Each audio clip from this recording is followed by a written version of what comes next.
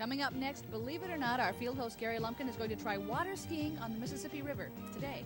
Also here in our studio, comedian Louie Anderson is here, and Dr. Michael Gray.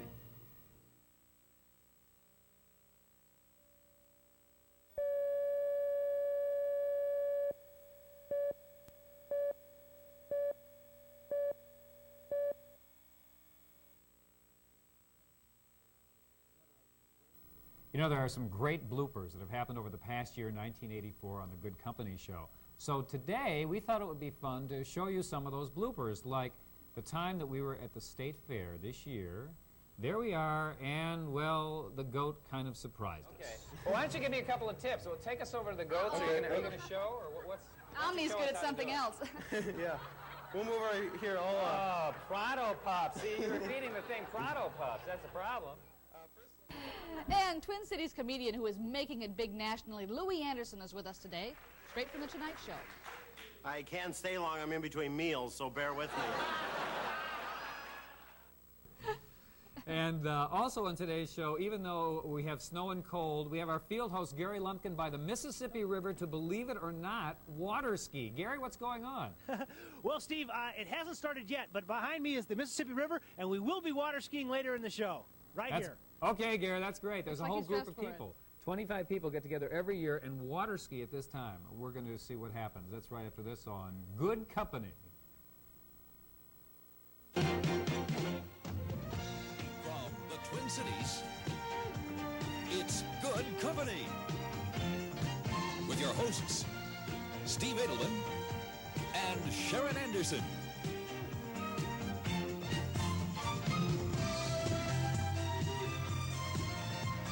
Field hosts Gary Lumpkin, Gary Schendel, and field reporter Beth Wood. And now, Steve and Sharon.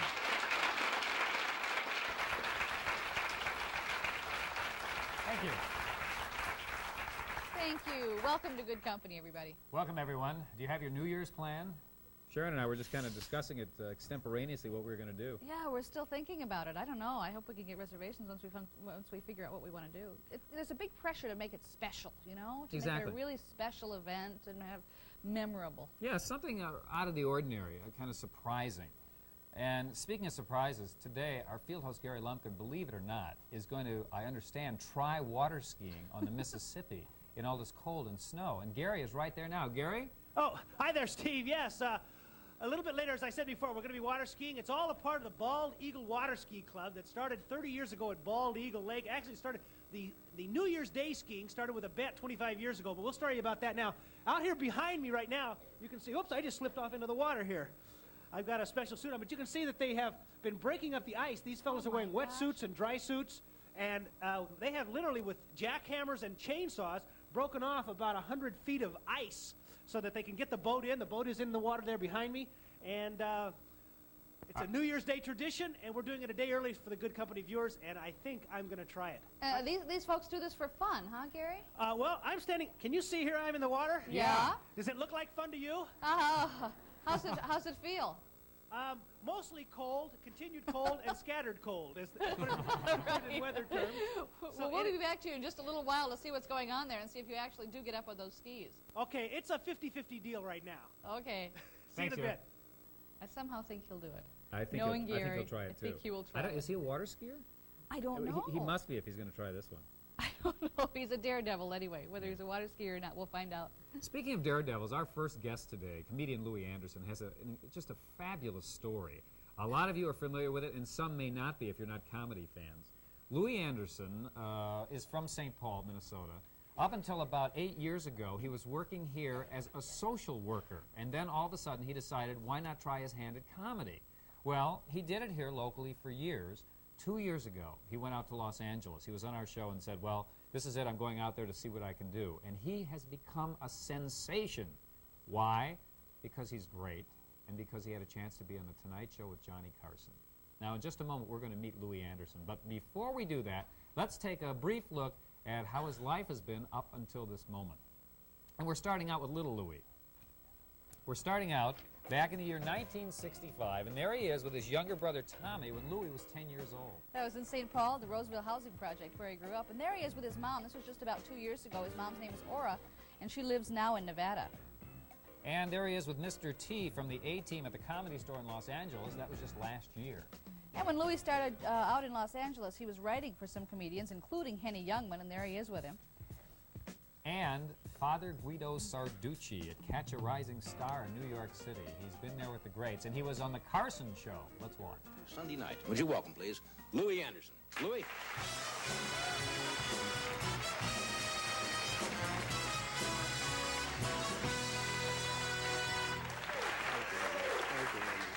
I can't stay long. I'm in between meals, so bear with me. Being in California, being fat, and try to get into this California life. Went to the beach the other day. Every time I'd lay down, people would push me back into the water.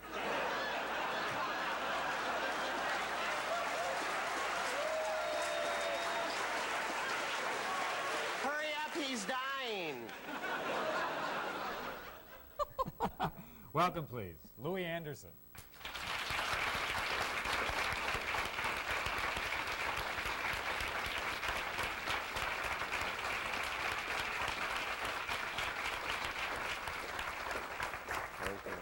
So nice to be back in Minnesota where, of course, you can die from this weather. And the weathermen make it bad, don't they? You know, today your skin could freeze in 3 seconds. You do what I do? You open that door, you put your hand out there. 1, 2. And the snow, it doesn't get any better. People actually die from this weather. That spring comes, that snow melts. Gee, there's Earl. You never made it home from that party. Those are good gloves. And people will too, I'll tell you, in the cars, they don't want to start, do they? You ever try to start your car in this weather? Or cart your star? It's terrible. The car actually talks to you. Go out there, try to start it. You start talking to it, come on, baby, come on, start. Come on. You're going to the junkyard tomorrow. Oh, no. Try to borrow someone's cables? Like cables? Oh, you could have the children, but don't take the cables. These are good cables, too. Going hunting with these next year. And you know you'll go out in that weather, too, especially if you smoke. If you're a smoker and you run out of cigarettes. It'll be 7 feet of snow. Well, 7-Eleven's not too far away. You get there, there's 50 people. Hi, how you doing? Got any cables? No, but I got a pack of Camels. You have to leave the 7-Eleven store, too, because if you don't, you stay there and eat another burrito and die. Why do we eat these things? There's no expiration date on them. If the bomb hit, it would go, oh, burritos.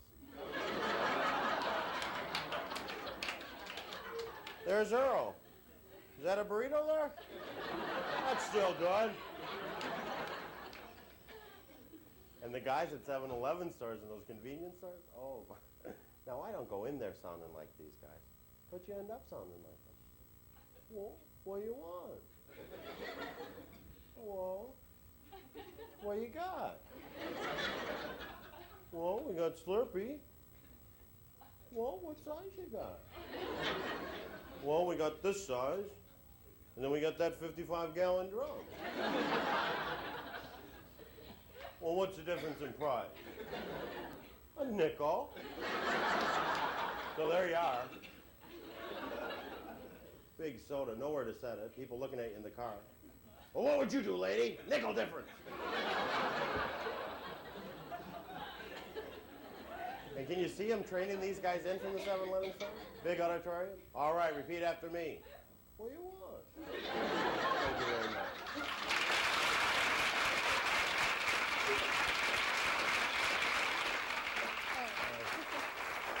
Great. Oh, that's tremendous. Welcome back. Thanks. I should have brought you some of my shirts. I know, they really work out nicely. She doesn't seem like it was that long ago. You were having your farewell to Louie Anderson concert. Right. Remember that night? Yeah. What was that, 2.5 years ago? God, it was, wasn't it? About Yeah. 2.5 years And ago. you were on the show. It and was you were on warm your then. It way was to LA. August. I was on my way to LA. You're That's right. right. Well, let's talk about that. When you got to L.A., how was it? Fine, as long as I stayed this side of the fault.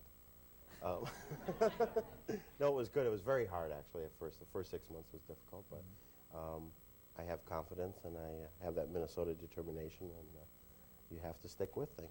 I don't know. Was it the comedy I store couldn't come that back. started I it just for did you? my farewell thing. That's right. It could have been a little embarrassing. The comedy store, I worked there. Actually, the first few times I went there, it was a little rough. Then one night, Jimmy Walker happened to be there, and the owner and he were sitting, and they watched me, and Jimmy Walker liked me, and I started doing some writing for him, and I got to work more. Let's take it all the way back to the beginning. For the people who don't know anything about comedy gonna and don't slap follow me? the comedy scene, you know, you were a social worker. I was a social worker. I worked with mean kids. You know those kids that like put you in a headlock, those bullies? Yeah. Got you in a headlock. What are you going to do? Well, nothing. Well, all right then. Quite the psychologist. Huh? Yeah, I used humor to disarm those kids and to try to work with them. And And that was here in the Twin Cities. that was, yes, in Minneapolis. And then the switch was how? How did you make it into comedy? Well, one night we were just out after the show, or I mean after the work, which was like a show. Actually, it was a short jump from social work to comedy. But we were out and there were some comedians, and I said, geez, I think I'm funnier than that. And of course, a friend heard that and went, oh yeah? And I did it on a dare, and I tried it. And I've been doing it ever since. You went to Mickey Finn's, which was the first comedy club in the Twin Cities. Which Oh, is right. where I'm working this weekend. Or actually just today. I finished up this weekend. I had 2 shows tonight, one at 6:30 we added because we sold out the other one. So that's good. That's where I started, a little tiny club. It's still a little tiny club. I'm bigger, but How does it feel to come back and work the same club after doing the Tonight Show and lots of other well, television and film? it feels about the same. I mean, you know, you work somewhere, it's like home. You know, it feels like home. So it's nice to see a lot of people, and it's probably the last time I'll get to play in that venue, in a little club setting. I'm going to be working with Joan Rivers on her tour coming up, and they'll be announcing that on the Tonight Show. Isn't that great? Yeah, I was really excited in that. Speaking Can of we the Tonight eat? Show, yeah, any minute now. No, that was the Joan Rivers joke. Yeah, I got it. Oh, sorry. That's Yes, can we eat? Right. It's pretty cold. We're going to continue. We want to get back and hear about the 11 brothers and sisters and all that. And I mean, still, it's such an incredible story, really, that someone would come from the Twin Cities and from a social worker to become a comedian and toward the top there. I mean, yeah. We're going to break away and come back with Louie. Stay with us.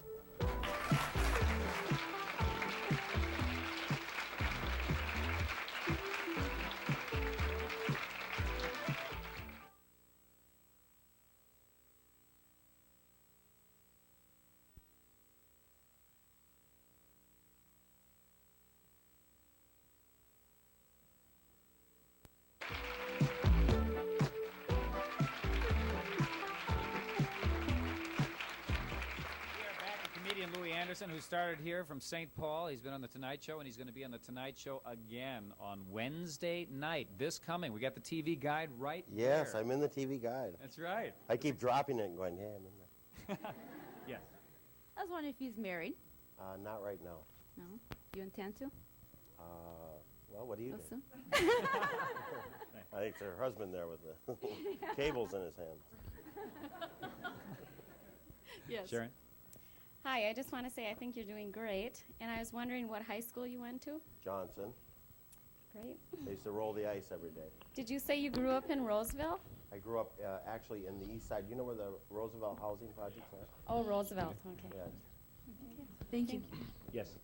How do you prepare yourself for a show? Well, a good meal. What kind of show? Like this show? Well, yeah, if you get nervous or just something I'm not too special you do. nervous, really. I don't feel nervous at all. I like people, and so it's comfortable for me. I try to prepare material that's appropriate, like here, the cold weather stuff, because we're all aware of it. You know, all of us had some trouble this morning just even thinking about going out. So that's what I try to do. Thank you. Thank you.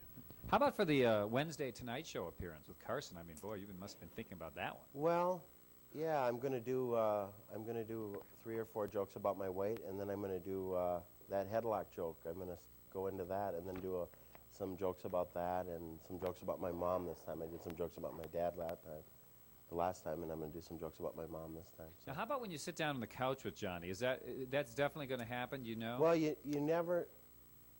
There's a rule where now there's 6 times on the show for a comic before he sits down, but I don't intend to let that happen. 6 times. So Yeah. theoretically, you don't really know if you're going to sit down. You or never not. know. You really don't. Yeah. Have you prepared things for if you do sit down, what you will say, or you just wing I've it? thought of some things, but I try not to think any further than I'm going till I know. So. Yes. Do you ever think about going back into social work or doing a little bit on the side? No. No, not at all? No, I think about it sometimes. I miss it. There's parts, and then I get a heckler, and I straighten them right out. Yeah, I do miss it a lot. That's a nice question. How often do you change your repertoire of jokes? Well, I try to change my lines all the time. I try to improve my comedy. Like if a line seems good, I might try it a little different, to help it along. But I try to stay fresh so I stay excited about what I'm doing. Mm-hmm. Right. I'm going to do a new joke on Carson that I haven't done before, so I'm excited about that. All right, thanks. Thank you. Do you think that coming from a family of 11 brothers and sisters had something to do with being a comedian?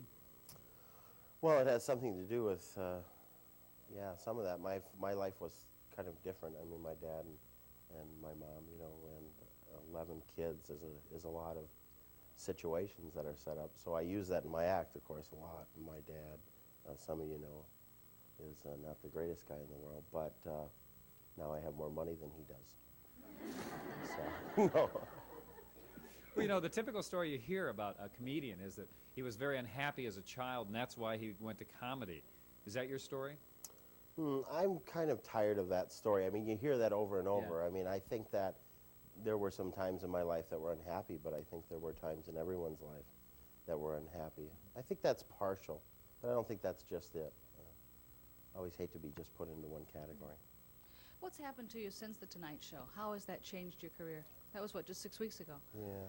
Well, I've gotten a lot of offers. I was offered a tour with Tom Jones, and I was offered 3 movie parts, and I was offered the Joan Rivers tour, and so that right there, that changes your perspective a lot. How so? How do you feel you've changed in that 6 weeks? Well, you're working every day, and that Yeah. changes everything, because you don't always work every day when you're a comic. Now I'm working during the day on a movie I'm doing with Kevin Bacon called Quicksilver, where I'm a bicycle messenger, and then at night I do my stand-up comedy. So I'm excited. I'm in a new media, and I'm gonna. I think the way it changed me most is the fact that I got to one of my goals, and that always makes you feel like you want to get to your next goal. So You sure seem relaxed, Louie. I am real relaxed. Have you always been relaxed, or is that just coming from reaching your goals? I think I've always been relaxed. I realize that you guys aren't. You don't have any less difficulties than I do. You don't have any advantage that I don't have. I think we're all just humans, and that we all have the same needs and wants. And you aren't going to hurt me unless I throw something at you. You're right. I have a Wendy's here that I was about to throw at you. Well, Where I'll is it? catch that. Okay. We should mention that Louie is going to be at Boomer's Comedy Club tonight. The 9 o'clock show is sold out, but you've Right. added another one at 6:30. 6:30. And there are still tickets available for that. There's a telephone number to call if you'd like to make reservations, and we do suggest you do make reservations if you plan on going, 379-3379. And, of course, we're going to see you on the Tonight Show this coming Wednesday night. I'd like to thank everybody in the Twin Cities for the tremendous support. It's been wonderful.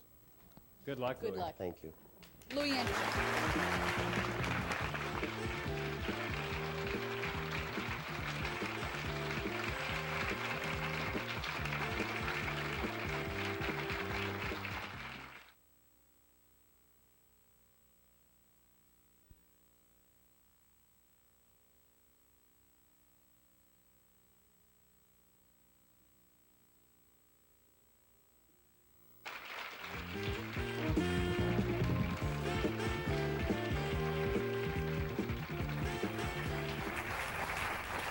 know, we tape Good Company in the morning, but it's done as if it's done live, so that, you know, we just keep the tape rolling no matter what happens. And sometimes some things happen that we don't expect, and we just let the thing roll anyway, and that's what you see in the air on the afternoon. Well, in a few moments, we're going to show you some of those moments. But before we do that, it's time for Super Bargain number 1. This is a half-off deal at 7-Eleven. If you're thinking chips, yeah, 7-Eleven, do you believe it? Perfect. We hope this deal is still in effect. I mean, if they were watching the show earlier, I don't know, but we're hoping it's going to work out. And this happened before with 7-Eleven. We said anyway, they're a 7-Eleven, a fine establishment, as you all know. All of their product is A1, including those potato chips and the dip. Now, that's the deal for chips and dip. We have Land O'Lakes dip, 8 ounces, and also Old Dutch potato chips. Now, they used to be, well, the Old Dutch potato chips usually cost $1.19. You can get those for half price. And the dip was 60 cents. You can get that for half price. And you can get the combination. Okay, that's the deal today and tomorrow while supplies last. Now, this is at all 62 7-Eleven locations, including St. Cloud and Sauk Rapids. That's a lot of people to be angry with us at one time. Anyway, there it is. Consult the telephone directory for the 7-Eleven nearest you and make sure you ask for the Super Bargain, and you will get that chips and dip for half price. Good deal for It parties. is a good deal. Yeah. All right. Oh, yes. Now it is time. Now you have more to say here. I knew she was looking at me. It was Yeah. time for me to say something. Now it is time to talk about these kind of surprises that happen on the Good Company show. It's really kind of strange. Things happen. For example, every what is it, April Fool's Day, something happens to us technically that we're not aware of. You're going to see that on this tape. One year, the microphone blew up. One of our technical people actually rigged it up so the mic would blow up, so that happened. So you're probably wondering what happened in the year 1984. Well, let's take a look. Now, we're not exactly sure what order these bloopers are going to come up in, but we know they were bloopers. Oh, yes. Before we switch to Gary, though, we want to tell you about our big super bargain for the day. Oh! Whoa, whoa! Oh. Whoa! Whoa, whoa, what is that? Woo! You gotta be kidding!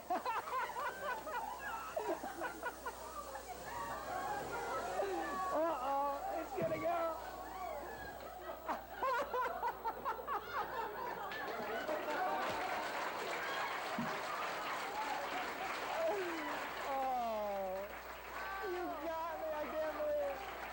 Then there was General Alexander Haig, who just couldn't wait to get off the show and left me standing. Cleared up. We want to mention again the name of the General's book. It is called Caveat, and it's available here around the Twin Cities. Thank you, General, for joining us. Good. It's been nice to be with you. General Alexander Haig.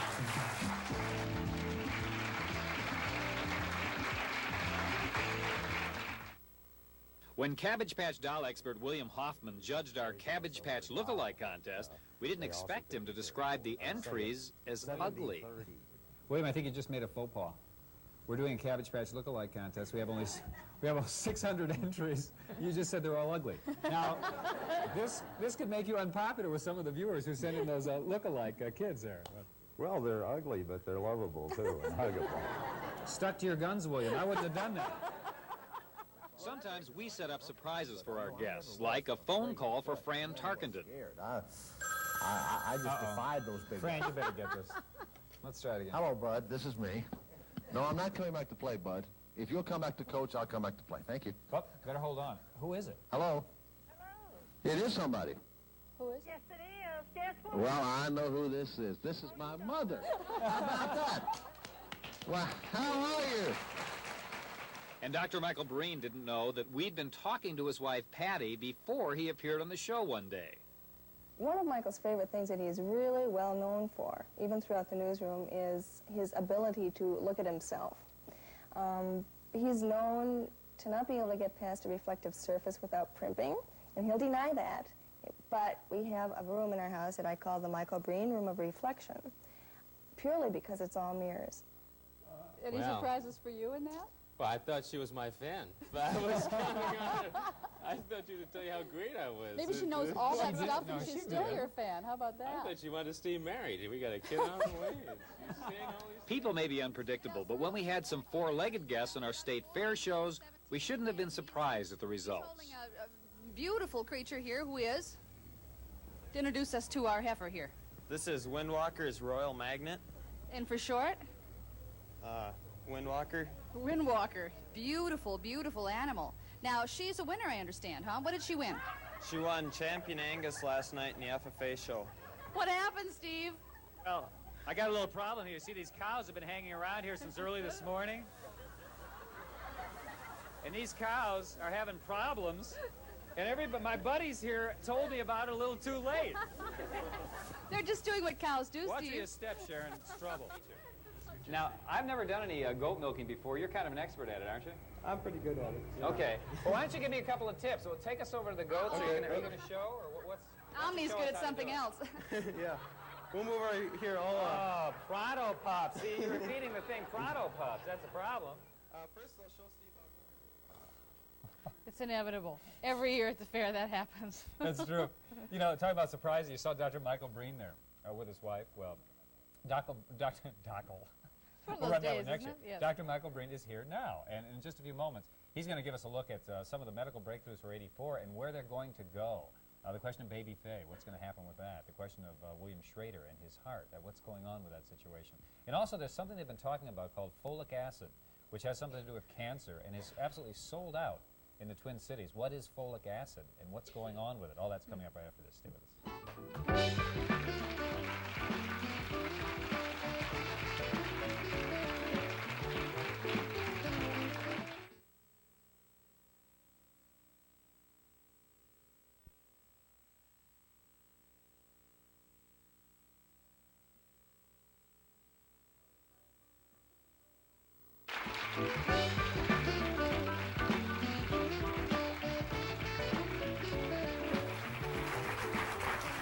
In just a moment, Dr. Michael Breen is with us. He's going to be talking about major medical breakthroughs of 1984 and what that's going to mean to us in the future, some of those. But first of all, we're going to check up on Gary Lumpkin, who's on the Mississippi River. He's just south of the Ford Dam at Hidden Falls Park. And Gary, it hasn't warmed up too much out there, has it? Well, no, it hasn't warmed up very much at all. You know that song, you like to beat your feet on the banks of the Mississippi mud? Yeah. Well, it loses something when you beat your banks. No, you beat your feet on the banks of the Mississippi ice. Well, you Yes, get the idea I anyway. think it does. But over my shoulder, you can see that the boat is there. They've had a couple of skiers out already. Right now, as fate would have it, there aren't any skiers, but we're trying something a little bit extra. We're going to put a camera, in addition to the camera I'm talking to right here, we're also going to put another camera there in the boat. So I think I am going to ski, and we'll get a real close look at what it's like to ski in water that's 32.1 degrees. So there'll be no cheating at all. That camera will be right on you, and we'll know it's you. That's right. No video tricks. I'll be the one that's frozen like this. Okay, well, we'll let you get going and get ready to do that. Get warmed up a bit if you can, huh? Okay, good. Tell Dr. Breen you introduced him. Tell him to stick real by because he may have a hypothermia case on his hands. No. Okay, good luck. We'll be back with you in a few minutes. Okay, bye-bye. Thanks, Gary. Steve. Thanks, Sharon. We do have Dr. Michael Breen here with medical breakthroughs for '84. We looked at some a couple of weeks ago, but now we're going to look at the implications of some of these breakthroughs. For example, what is going on with William Schrader and his artificial heart, and what's going to be happening in the future? Would you all welcome, please, Dr. Michael Breen. Thanks very much. Thank you. Mike, before we get into all that, you know, we showed that blooper or whatever with your wife talking about you in the mirror room. Right. How did you actually handle that when you got home? What, you just laughed at it or what? Well, I laughed it off. I mean, what am I going to do? I can either divorce her or I can laugh it off. Right. And the bottom line is that I suppose it's true. I mean, she's not the only one who tells me that sometimes I'll walk past the newsroom and I'll be looking at myself through a reflective glass or something, and I just learn to put up with it. I don't know. Just one of those weird, quirky things. People give me a hard time about it, and she's not alone. The bottom line is when something is true, you have to acknowledge it, and that's the way it is. I have no reason for looking at all these glasses, but I tend to do it for whatever reason. Well, that's great. I mean, just admitting it shows you're a big person. And I just happen to have a I'll mirror admit here. I'm a big person. Okay. Let's get to these. We're talking about these medical breakthroughs, starting out with the artificial heart and William Schrader. What is his condition right now? Well, his condition is still stable, but you know he's had a stroke, and his life is not going to be as optimistic as he hoped it would be. He's not going to be walking around using this, playing golf as quickly as people had hoped. But Schrader is important really to this area because many people don't know it, but very likely the next site to do an artificial heart operation is going to be Minneapolis, St. Paul. And we're going to have to deal with all the medical and ethical issues that people are grappling with right now in Louisville, Kentucky. Do you mean that those people who did it in Kentucky are going to come here and do it, or another team is going to do it? Well, it's another team will do it, but it'll be a team from what's called the Minneapolis Heart Institute in Minneapolis. See, we have connections with that artificial heart operation. The valve that's used in that heart operation. First, before I go into this, let's take a look at the heart itself, because I'm about to talk about the valve. There's the heart made out of a plastic. You're looking at the connection that it makes with the aorta, and there are valves. You see 4 valves there. 2 of those valves are made by a local company called Medtronic. And because the heart is made, partially at least, by a local company, and also because the assisting surgeon on Barney Clark's operation now practices in Minneapolis and is one of the few people in the country who can do this procedure, Minneapolis is making a strong bid to become the second site of an artificial heart implant.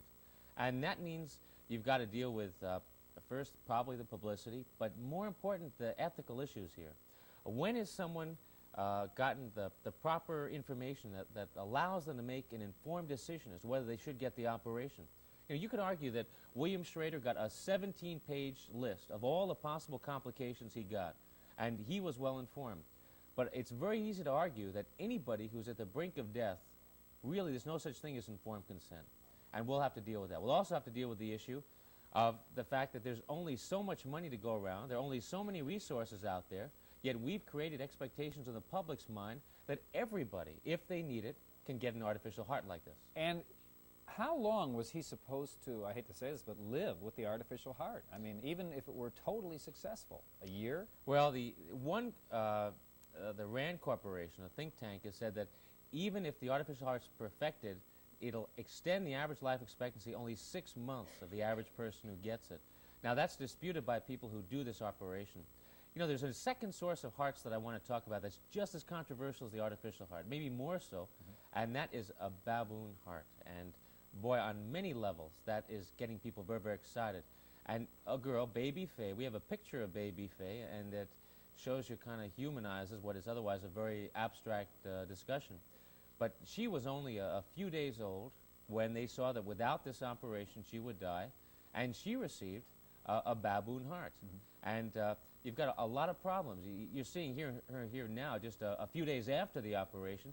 She looked very healthy at that point, but people like Dr. Najarian at the University of Minnesota, they knew almost immediately that she was doomed, that as soon as any signs of rejection showed up at all, she was not going to make it. She was a long shot from the very beginning. And you've got here the ethical question, do parents have the right to make a decision that where the odds are stacked this much against a child on behalf of the child?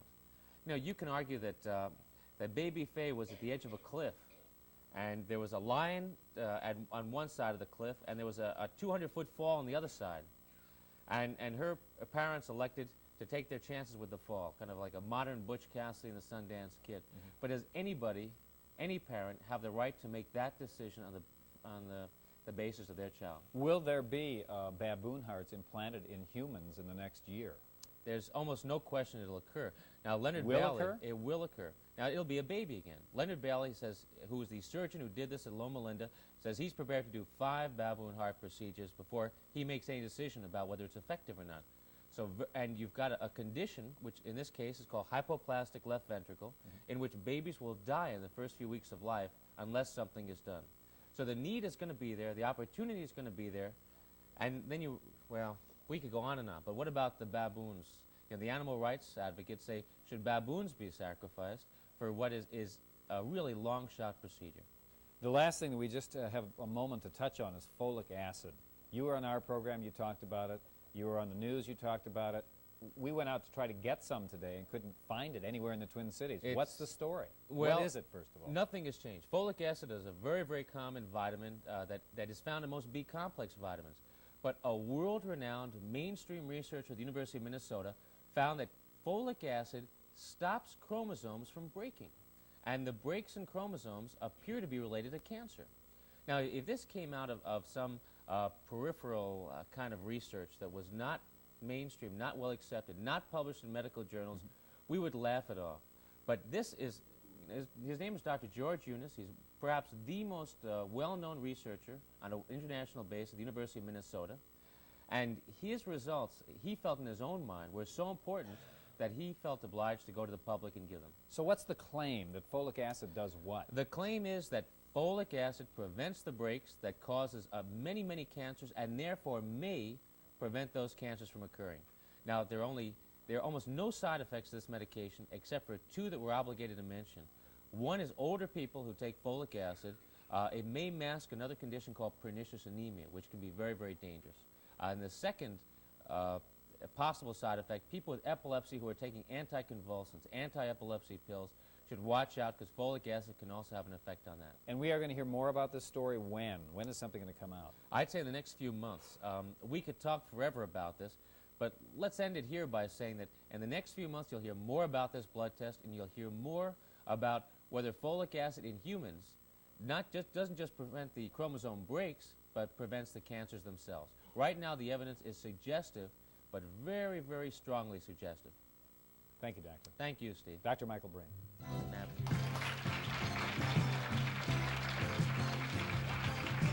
Coming up this week on Good Company, on Wednesday, bargain hunter Vicky Audette previews a sale where you can save 50% and over on a new winter coat. On Thursday, a Twin Cities woman undergoes a dramatic hair color change in our beauty makeover. Also on Thursday, we'll continue our special series on new dental breakthroughs with a look at a painless procedure that helps prevent cavities. Coming up.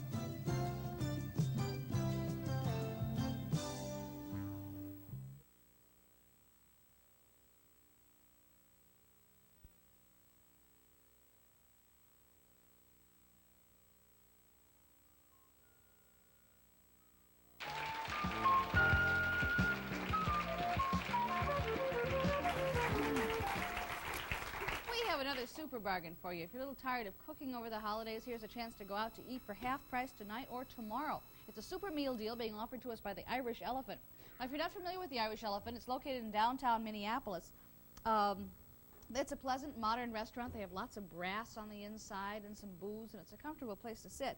And they're offering us a deal on some specials that they have, including their brunch. They specialize in sandwiches and soups and full entrees.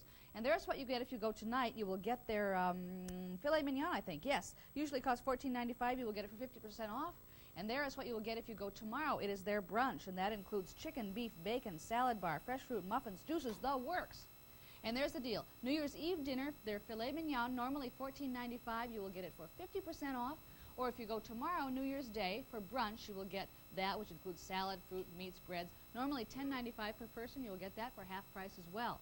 So the deal runs today and tomorrow only. Two different things. Tonight is a different meal than tomorrow, while supplies last. So if you're interested in taking advantage of that, the Irish Elephant is the place, 330 2nd Avenue South. That's in Minneapolis, downtown.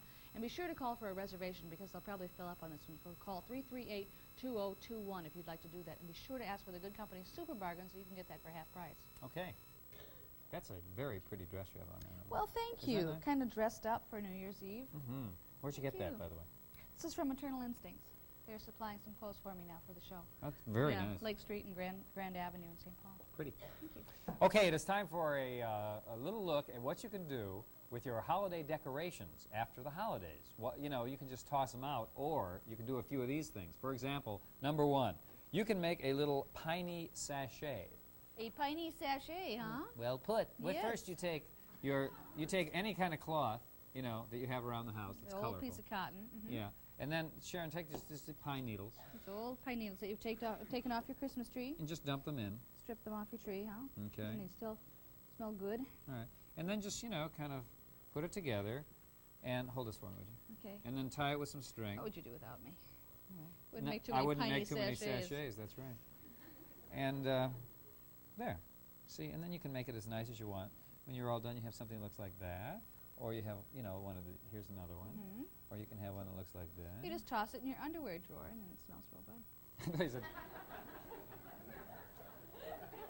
Well, you do. What's so funny about that? no, I think that's a great idea. You would want this in your underwear drawer? No, I would. I thought you were going to say toss it in your underwear. I mean, that's what I thought you were saying. Well, I suppose if it came undone, you'd be in big trouble, wouldn't you, once these little suckers get hard? Exactly. That hurts. Okay. Gee, that's a beautiful dress you've got there. Let's start all over again. We have a super bargain for you. No, here's No. another idea that you can do with your pine needles if you're taking down your tree. This is called fresh pine smell to your linen closet, and it's kind of the same idea, only you do it on a grander scale. What you can do is take an old pillowcase and fill it with, not the whole bough, but you once again would strip off the needles as they get, as they get a little drier, then they'll come off very easily. And you fill up a pillowcase or put a little bit in the bottom of a pillowcase With if you the like. needles, not the whole bough. Is that what you're Not the whole bough, probably best with just the needles. Okay. Okay? And then you can put it on a hanger like this and sew it across the top, as we've done here. Does the scent stay? And just hang it in your closet. I assume it does. I mean, I don't know. I guess we could just forget this whole thing if it doesn't. Well, I figured maybe it's only good for a couple of weeks or something. Well, I don't know. Has anyone ever tried this? What do you mean? You don't have this hanging up in your closet? What do you have in your closet? Right? Well, it sure smells good. Yeah, it's now, a nice anyway, idea. I don't know love if it that lasts scent. or not, but you might as well try it and then tell us if it does or not. Okay. Okay, let's try another one. All right, we have another one. What do you know? How about this? This was sent in by our own staff, which is good because they work here, so why not? Tree. Anyway, it's called Feed the Birds. And here's what you do. You take your tree outside. You just literally take the whole thing outside, and you put it down in your yard. And then what you're going to do... The whole tree? The entire tree. Even if it's bigger than this? Oh, sure. Yeah, okay. Just take the whole tree out there. And then what you're going to do is you're going to make these little jobs to feed the birds, and it's like this giant bird feeder. And it's kind of attractive, too, I think. And all you do is you just take... That's an interesting idea. Isn't that a nice idea? You just take regular old popcorn, and you string it, as we have done, here. You just take string, and you... I've never done this before. Well, a lot of people have done this already. They probably have it on their trees. A lot of Yeah. people string popcorn for their decorations. And, that's no hard task. It's not It too takes hard. some experience, though. Yeah, it kind of does. How do you keep from shattering the kernels? Is there... Oh, wait a minute. You have to have a steady hand to do this. Let's try it again. Okay. Anyway, so you do this, and There you you can string the kernels around, and then if you want to, you do another whole string of cranberries. Is that what these are? Okay, cranberries. And We have one right here. oh, good. Yeah, So we can show it. Let's start it even on the red thread so the birds, don't get confused. Yeah, and you can alternate with the little in these, and then you just put them around your tree and you set them out, and the birds love them. Nice idea, huh? Yeah, nice idea. Sharon's nonplussed, but the birds will go crazy, So if you haven't thrown out your Christmas tree yet, here are a few things you could do with those Christmas trees. That's right. Gary Lumpkin is going to go water skiing in the cold, believe it or not. So here we are. Whoop. That's right. We get this. Coming up tomorrow in Good Company, Eyewitness News anchor Stan Turner with a look back at some of the top local news stories for 1984. Also, we'll review a new Twin Cities restaurant that features buffet-style dining at reasonable prices. And we'll show you some of the great bloopers from Eyewitness News 1984.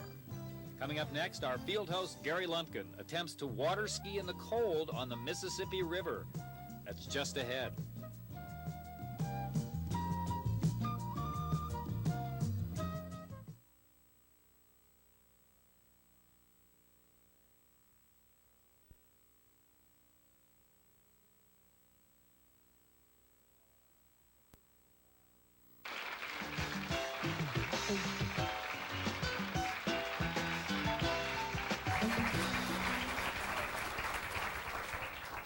In a moment, back to Gary Lumpkin, who says he's going to try water skiing on the Mississippi. We'll see. But first of all, we have a third super bargain for you today, and this is another chance to eat out at half price. Super bargain, a super seafood deal that's being offered to us by the Mariner. Now, the Mariner is located in Mendota, and they're offering us a super deal on seafood, specifically their Cajun specialty. They specialize in Cajun food here, and it's really interesting. They do have a tremendous variety of fresh fish and seafood, and they also offer a popular Louisiana regional cuisine. And that's what they're offering us today and tomorrow. It is their shrimp creole. They have that for lunch and for dinner. Normally at lunch it's $7.95. At dinner it's $11.95. You can get it for 50% off today and tomorrow. So if you want to go there for dinner tonight, or if you'd like to go for lunch or dinner tomorrow, they will be open and they will be serving that for half price if you want the super bargain. And there it is, Mariner, downtown Mendota, off Highway 13. And there's the number to call, 542-1830, if you'd like to make a reservation. And be sure to ask for the Good Company super bargain if you'd like to try that Cajun specialty. It really is something special. Every year at this time, believe it or not, there's a group of Twin Cityans that get together and water ski on the Mississippi River. Okay, it sounds strange, but it happens. And they're going to do it a day early for us because they're there right now with our field host, Gary Lumpkin. And Gary, Hi, Steve. Looks like you're all set with your skis. You notice I got them on. I tell you, it is so cold out here. I talked to you earlier about a second camera. That camera froze, if you can believe that. So we only have this camera. And to get these skis on, they had to pour hot water to get the rubber to get them on. So it is, I don't know what the chill factor is, -20, something like that. But I'm standing next to Dutch Kosick. And Dutch is a member of the Bald Eagle Ski Club. Sorry, Dutch, I couldn't pass that out. No, I guess not. And 25 years ago, he and another fella had a bet, and just kind of tell me what happened. Well, we had a bet because I had a problem at work with my sinus, so I said I can go water skiing, I just can't sit in the draft. Well, we tried it that year, couldn't get going, but the following year, 1960, we went out here on New Year's, and we've been doing it since. We've only missed 4 years out of the last 25. So 25 years. Now, like I said, this year, it's really a piece of cake, right? The ice? Right, this was a cinch. And they still had jackhammers and ice saws and worked. Oh, well, in fact, over here, if you can just pan over, you can see members of the Bald Eagle Ski Club that have come here to help us today. And they'll all be skiing tomorrow. A couple of them kind of took a few turns today, but it took all these people a couple hours, and this one was an easy one. This was an easy one. We've cut ice halfway across the river to get in. Okay, well, I'll tell you what. It's now or never.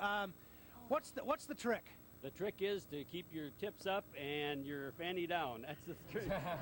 Well, I've never been able to do that yet, so I don't know why I should start now. Okay. I'll just give him a hand there with that. You just keep talking. I'll keep talking if I can hear Sharon or somebody, Karen rather. Okay, now I can hear if they're saying anything. What's cooking back there? Well, all set now. Have you given him some lessons there? You're getting him in there now. Oh, here he goes. He hasn't tried this yet, right? I don't think they can hear us on their end. Yeah. Okay, as soon as they get us... Uh-oh, we slipped out of one. What happened? This is the little problem we have with winter skiing, keeping That's the bindings okay, Gary on. can slalom. Oh my gosh. He's actually, I wonder if that's waterproof. That is the outfit that he has on. Is it? That is a dry suit, yes. He Is is it? actually dry inside of that. Most of us are wearing wetsuits, but the dry suits, like he has, you're perfectly dry in there and you're warm. So he could even be in up to his waist and still be okay? He can do what? Be up to his waist. He can get right in the water and it wouldn't bother him any. And the water won't come in the suit. No, it won't come in the suit. He's dry in there. Any other special precautions that he has taken? A few precautions? Yeah, is there anything else he... Yeah, why not? You know, so You he try to comes miss out the of it ice, although okay. we've actually skied across the ice as it floats by. He should go now. He's to the point now where he can go right between that ice. Let's see if he does it. Uh-oh. Oh! I think he made it. Oh, Oh, Gary. Look at that suit float. There is a little bit of a trick to, the first time is a little rough. He's coming And back for more. What? Oh, no. I think What he did hit he his do head on wrong some there? ice there, the way it looks. I don't know. Has he got cut? It looks Gee, like what happened there? I guess he didn't keep his fanny down and his tips up. I guess not. I think that's what happened He there. went head first there. Ooh. Ooh, brr. Well, he gave it a good try. I'll sure tell you did. that. That's what you call it, Dutch bleeding, can- I bleeding think for your Gary's coming trade. over. I suppose we're out of time, huh? No. Did you I don't know what try happened. again? I think I hit a piece of ice or something. What did I do wrong, Dutch? Well, I don't think you remembered to keep your tips up and your fanny down, but you got a little bit of a, well, you know, I've had that too. You're bleeding on TV is what you're doing. Bleeding on TV. Well, you know, it'll freeze so fast. They say we've got a couple minutes left. Let's try it again real quick. If we have to go away while we're doing it, then we just go away. Gary, are you okay? Here's Dutch again. You could try sliding off this time. Can't hear us. Whoa, he is Get back pretty away brave and to try and slide do this off. Get a again. little speed What did up. he do? He must have hit some ice with his head while he was No, he going went down? forward. He Well, didn't stay it's- back. Yeah, but that, Keep his tips it's up. that wouldn't awful have cut tough. his head. Oh, he got cut? Well, he said he was bleeding on TV. Is he serious? He really was? I think he's going to try sliding off the ice this time. That's a good way to do it if you know. But he ask should Dutch be if back a Gary little looks farther from the okay. edge. He should be back from the edge a little bit there. Get back from the edge. Okay. Dutch, can you hear us? Yeah. Oh, okay. Yeah. He should really be back from the edge though. He's got to get his speed up before he hits that water. Otherwise, his tips are going under. Oh, again. wait a minute. He's not going to A try to do a running standing start? start. Oh, this is crazy. All right. This is nuts. Okay. Okay. He's getting ready. Tighten her Oh, up. no. Tighten her up. Look Tighten out her for up. the ice, yeah. Get that baby tightened up. Here he goes, here he goes, here he goes. Okay, go. All right. Almost. Oh, boo. Of course, never having seen Gary ski in the Not too summertime, bad. you know, we accept this as very easy, but this cold, that makes a big difference in how you operate, believe me. Temperature 2, wind chill minus 31. Oh, we better get him in here, I think. Gary, come on back. Yeah. He can't do anything, but he couldn't give it a better shot than he did. Yeah, he gave it a shot, all right. Wow. Well, he had a shower. No. Well, let's hold on. Let's get him in here and see how he is. Yeah, let's see if we can get Gary on microphone there. Here he comes now. Let's just wait for him a second. I don't think he's very happy. I can't hear him anymore. You okay, Gary? Gary. Well, I guess I'm 0 for 2. What can I say? It was a gallant try. Yeah, and no 3 strikes are out. Gallant try. How do you feel, Gary? You okay? I'm really cold, as you might expect. Yeah, maybe. But I gotta tell you, I heard you ask what I was wearing. This is a dry suit, and I'm fully clothed. I've got a sweater, a turtleneck, jeans, and long underwear underneath. And I'm really dry underneath. But your hair is an icicle. Well, as a matter of fact, I guess it is. Yes. Better go in, Gary. Oh, well, so much for this. Hey, by the way, they're out here all day, all tomorrow morning. If you want to come and watch them, and they'll do it right. Okay. Thanks, Thank Gary. you, Gary. He's a brave Whoa, guy. he is. Can you believe he did that? Wow. But as he Isn't said, that if you unbelievable? want to see them do it, they're going to be there tomorrow. Yes, it's called the all morning. Bald Eagle Club tomorrow morning. It's between 9 and 10 in the morning. They're going to be at the below the Ford Dam in Hidden Falls Park in St. Paul. That's New Year's Day. If you want to join them, they'd love to have you. At Gary something. We'll be right back.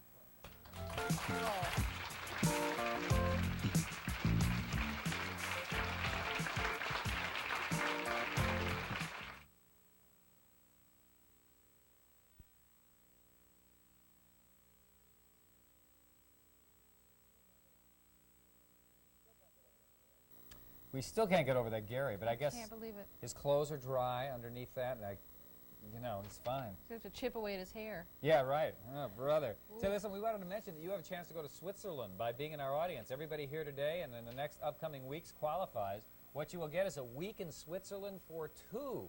Round-trip air, a 4-star hotel, 7-day ski pass, many extras. And by the way, if you don't ski, if you want to, you can turn it into a summer vacation that can be substituted. So either way you like it. If you want to get in, call us at 645-3999. Tomorrow we will not be here, but you can call today or you can call Wednesday on. We'd love to have you in our audience. Call for reservations. You could win. We won't be here, but we will have a show on the air tomorrow because Yes. we